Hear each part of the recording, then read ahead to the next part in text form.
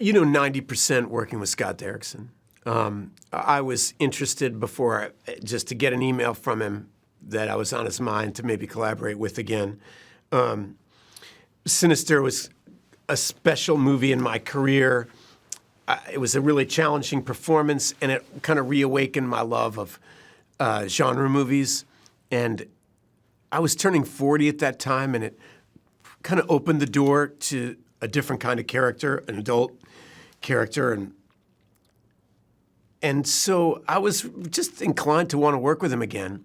I don't really like playing villains. I don't really like inviting that kind of evil into my imagination and dancing with it. It's not something that floats my boat, as they used to say.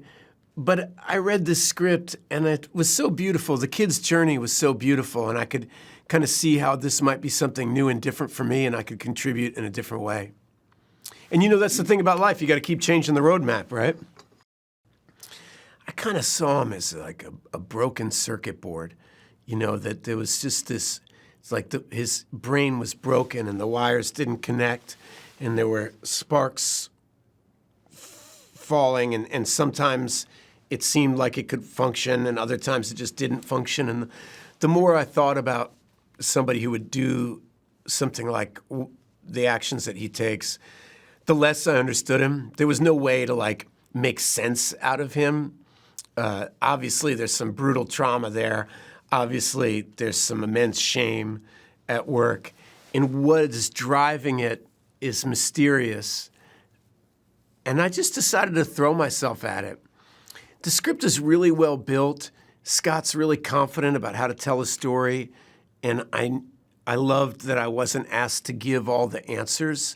A lot of times, I think movies make a huge mistake in trying to say too much exposition. My characters, it's not a portrait of the grabber.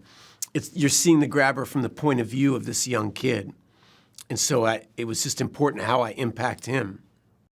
The mask it ended up being just absolutely essential and terrifying to the work. And I would just put on that mask and I felt different. You get yourself in that situation, and then all of a sudden it becomes real to you. And Scott put so much thought into how that mask should function, and when it should be the mouth, and when it should be the eyes, and when this side of the face, and when, it was, I loved how hypnotic it becomes. He's always hiding a different aspect of himself or wanting to reveal a different aspect. That's the thing about a movie that stars young people is it will only be as good as they are.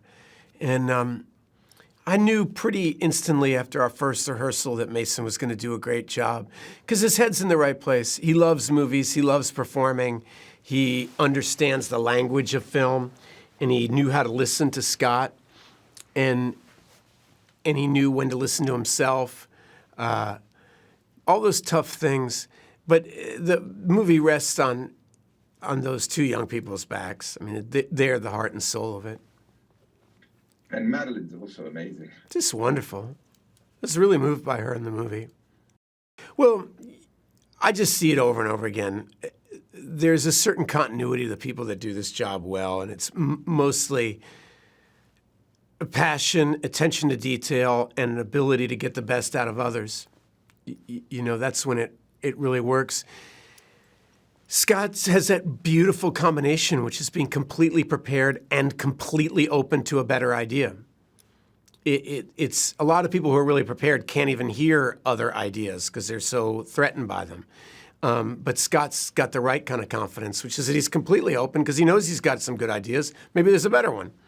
And his confidence allows him to be more encouraging to others as opposed to be domineering of them. And it's wonderful to work for him.